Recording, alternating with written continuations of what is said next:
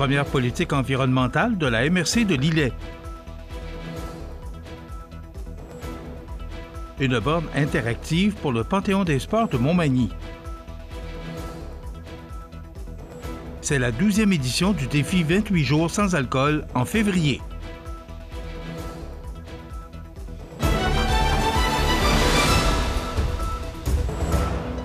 Jeudi 9 janvier 2025. Bonjour mesdames et messieurs et bienvenue à votre bulletin d'information régionale sur le réseau de télévision CMA TV.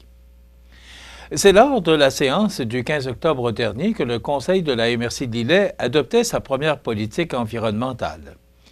Issue d'une démarche collaborative importante portée par le comité Demain Lillet, composé de jeunes citoyens du territoire, la nouvelle politique environnementale s'articule autour de 5 grands axes prioritaires.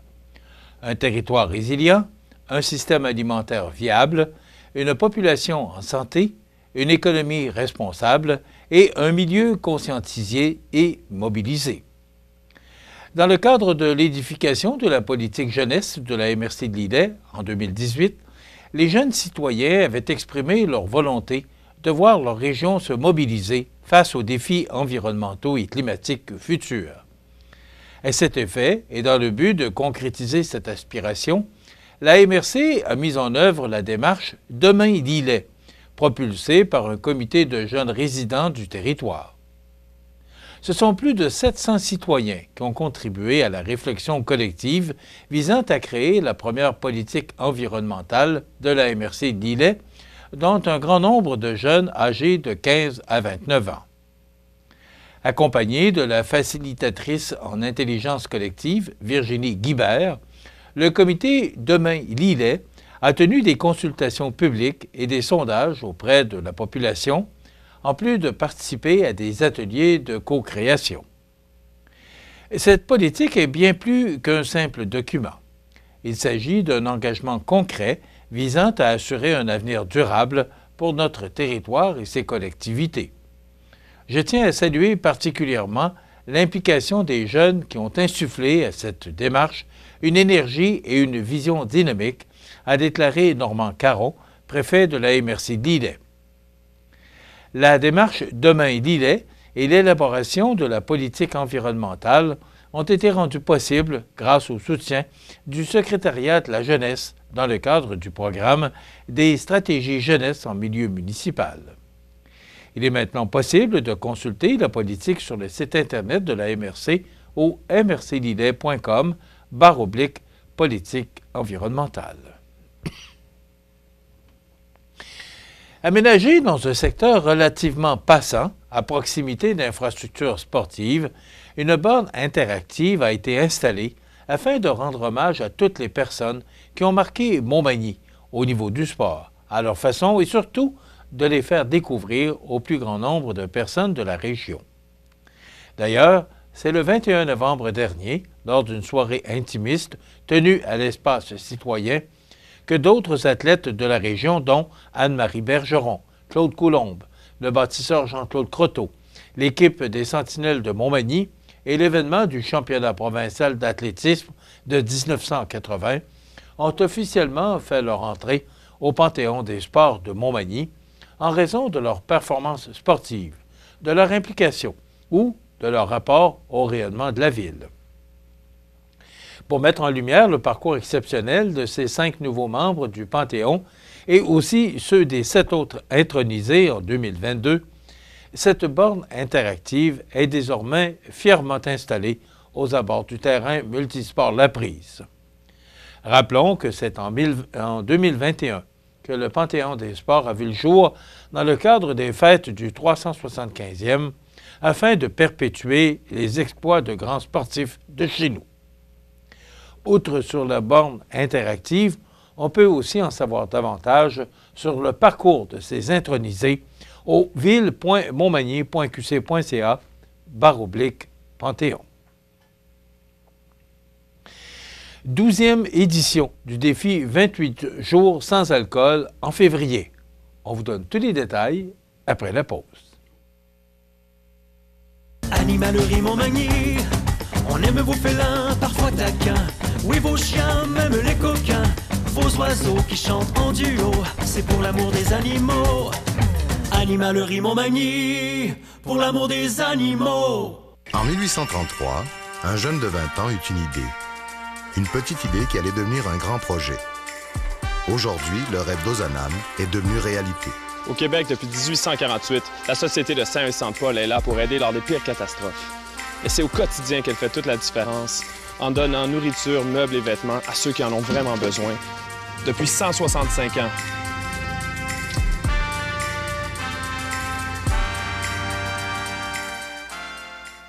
La baleine noire de l'Atlantique Nord se trouve dans les eaux peu profondes au large de la côte est du Canada.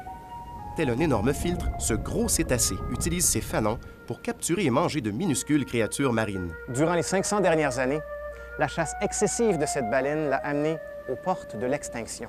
Aujourd'hui, elle fait encore face à des menaces, dont les collisions avec des navires et l'empêtrement dans des filets de pêche. C'est l'une des baleines les plus rares au Canada. Pour en savoir plus, ffdp.ca. Vous regardez CEMA TV, le réseau de l'information sur la Côte-du-Sud. La Fondation Jean Lapointe lançait cette semaine la 12e édition de son incontournable Défi 28 jours sans alcool MC, une initiative devenue une tradition annuelle et un mouvement collectif pour le mieux-être individuel et communautaire. Ainsi, en février prochain, des milliers de Québécois se mobiliseront pour atteindre l'objectif de levée de fonds de 900 000 $ afin de soutenir l'œuvre de la Maison Jean Lapointe dans la prévention, la sensibilisation et le traitement des dépendances. La campagne de cette année s'inspire de l'héritage du légendaire Jean Lapointe, reconnu pour son humour et son sourire contagieux en mettant Jean à l'honneur. Cette approche créative renforce le lien avec la Fondation tout en célébrant la mémoire de son fondateur. Le défi 28 jours sans alcool, c'est bien plus qu'un mois sans alcool. C'est un geste concret qui contribue à transformer des vies. C'est aussi l'occasion de prendre conscience de la place de l'alcool dans sa vie et de réfléchir à ses habitudes, déclare Anne-Julie Tremblay, directrice générale de la Fondation Jean Lapointe. En plus de ses bienfaits sur la santé physique et mentale, avec seulement 28 $, chaque participant devient un acteur de changement pour soutenir une cause importante à impact social. Grâce à des campagnes d'envergure comme celle du défi 28 jours sans alcool MC, la Fondation Jean Lapointe rassemble ainsi, chaque année, davantage de personnes, partage l'expertise de la Maison Jean Lapointe et encourage une prise de conscience quant à l'impact de la consommation. Chaque dollar recueilli permettra de financer des programmes de prévention, de traitement et d'accompagnement qui touchent des milliers de jeunes, de familles et de personnes aux prises avec des dépendances, ajoute Anne-Élisabeth Lapointe, directrice générale de la Maison Jean Lapointe. Vos dons rendent possible des actions concrètes et essentielles pour construire un avenir plus sain et informé, pour un Québec en meilleure santé, tout en soutenant la mission de la Maison Jean Lapointe. Rappelons que depuis ses débuts, en 1982, la Fondation Jean Lapointe est rapidement devenue un chef de file philanthropique dans la lutte des dépendances qui affectent la population québécoise. Grâce à des initiatives comme le défi 28 jours sans alcool MC et à l'implication de ses partenaires, donateurs et bénévoles, la Fondation Jean Lapointe soutient financièrement les programmes de prévention, de sensibilisation et de traitement de la Maison Jean Lapointe. Du 1er novembre au 20 décembre dernier, Tourisme Chaudière-Appalaches permettait à plus de 3000 personnes d'offrir de vraies expériences en cadeau grâce à sa 5e édition de la boutique de Noël en ligne de la Chaudière-Appalaches. Totalisant plus de 1,6 million de dollars de ventes sur son site en ligne, Tourisme Chaudière-Appalaches remettait 16 674 $ aux maisons de la famille de la Chaudière-Appalaches, leur permettant d'offrir des cadeaux de Noël aux familles dans le besoin de la région. En effet, Tourisme Chaudière-Appalaches s'était engagé en octobre dernier à remettre 1 % des recettes de la 5e édition de la boutique de Noël en ligne de la Chaudière-Appalaches aux maisons de la famille de la région. Le don final de 16 674 $ a été redistribué également parmi les différentes maisons de la famille réparties dans l'ensemble des 10 MRC de la Chaudière-Appalaches et de la ville de Lévis. Atteindre notre objectif 8 jours avant la fermeture de la boutique de Noël a été un moment de grande fierté. Mais ce qui nous a vraiment touchés, c'est de pouvoir contacter les 10 maisons de la famille pour leur transmettre cette belle nouvelle. Excusez-moi. Savoir que ce don a permis de garnir des paniers cadeaux pour les familles dans le besoin pendant les fêtes et que cet élan de générosité se poursuivra en janvier nous remplit de joie, confie Odile Turgeon, directrice marketing chez Tourisme Chaudière-Appalaches. Pendant 50 jours, ce sont plus de 9 400 cartes cadeaux dans plus de 100 entreprises touristiques de la région, excusez-moi, totalisant 1,6 million de dollars qui ont été achetés afin d'offrir des expériences cadeaux à leurs proches et qui auront un impact direct chez ces entreprises. L'impact de notre boutique de Noël en est un qui touche directement nos entreprises participantes. 100% du profit des ventes en cartes cadeaux d'une entreprise est directement remise dans les coffres de cette entreprise. Ce qui leur garantit des visites de clients au cours des prochains mois, ajoute Mme Turgeon. En 2024, la Chaudière-Appalaches a connu une performance touristique sans précédent, établissant une nouvelle référence pour la région. Forte de ce succès, elle s'affirme comme une destination incontournable, été comme hiver. Alors que la saison froide est bien installée, Tourisme Chaudière-Appalaches invite les visiteurs à découvrir l'offre hivernale unique de la région avec ses 6 camps de base ou ses suggestions d'activités mensuelles sur chaudièreappalaches.com. En terminant, nous apprenions mercredi matin le décès du réputé avocat manimontois Maître Marcel Morin, survenu quelques jours après Noël. Il était âgé de 78 ans. Maître Morin était l'associé principal du bureau d'avocats Morin, Lemieux, Blais, Caron et Guimont, qui avait son cabinet à Montmagny dans les années 80-90. Il laisse dans le deuil son épouse et ses 3 enfants. Nos plus sincères condoléances à la famille et aux proches de M. Morin. Les sports, présentés par Groupe Corriveau, entrepreneur électricien et plomberie, un appel, 4 services. Groupe Corriveau à Montmagny, 88 248 8992, votre solution. Vous avez des projets de construction ou de rénovation? Pensez Groupe Corriveau, entrepreneur électricien et plomberie. Un appel, 4 services, 88 248 8992, Groupe Corriveau à Montmagny ou groupecorriveau.com. La solution pour du travail bien fait.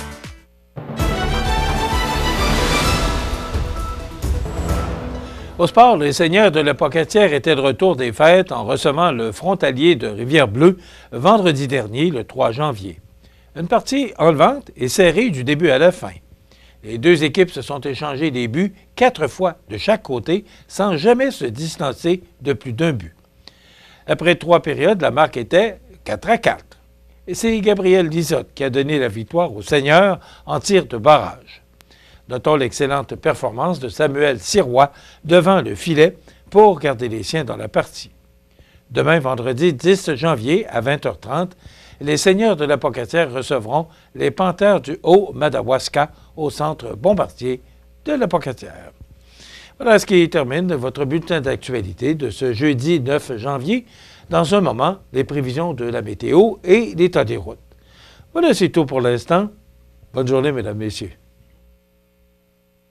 Pour joindre la salle de nouvelles de CMA-TV, nouvelles au pluriel @cmatv.ca ou encore 88 241 13 13 poste 226.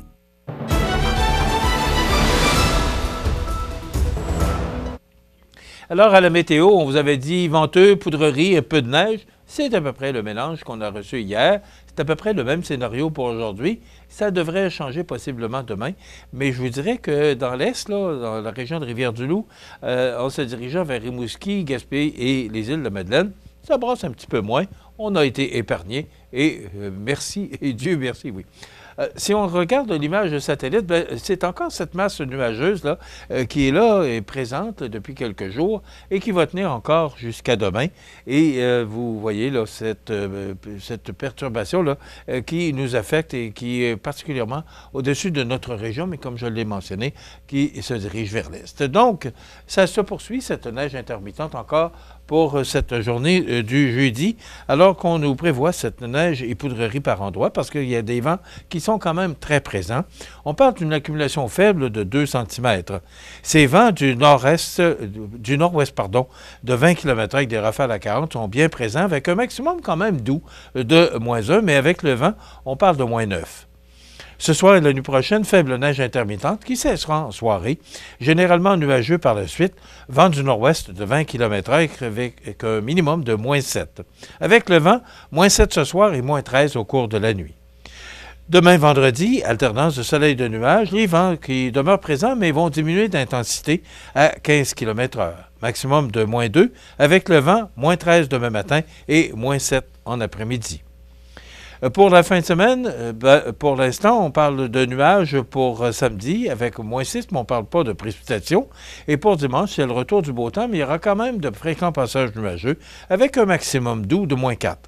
Et la semaine débute sous les nuages. Pour lundi, 60 de probabilité d'averse de neige avec un maximum de -7. Les normales de saison, ce temps-ci de l'année, sont de -8 le jour, -19 la nuit. Le soleil s'est levé à 7h27 et se couchera à 16h12, heure normale de l'Est. Le matin, ça reste stable, mais on gagne une petite minute à tous les soirs. Donc, c'est à souligner que les journées rallongent depuis le 24 décembre dernier. Il fait actuellement -7 degrés à l'extérieur des studios de CMA-TV. Les vents soufflent de direction sud-ouest à 17 km/h. L'humidité est à 80 % et la pression barométrique est à 99,3 kPa. Voilà, ça complète les prévisions de la météo. Dans quelques instants, on vous présente l'état des routes. Pour le menu de cette émission du 9 janvier, dans quelques instants, on vous présentera la chronique Cultiver sa santé mentale avec Mélissa Boilard, qui est directrice générale de l'organisme Le Trait d'Union. Et on recevra Mme Sabrina Gontier, qui est co-directrice de l'AQDR. Donc, c'est à ne pas manquer. On parlera d'actualité, bien sûr, ce ne sont pas les sujets qui manquent, et il y aura des avis de décès. Donc, c'est le menu de cette émission du 9 janvier. Je vous souhaite donc une excellente émission à notre antenne.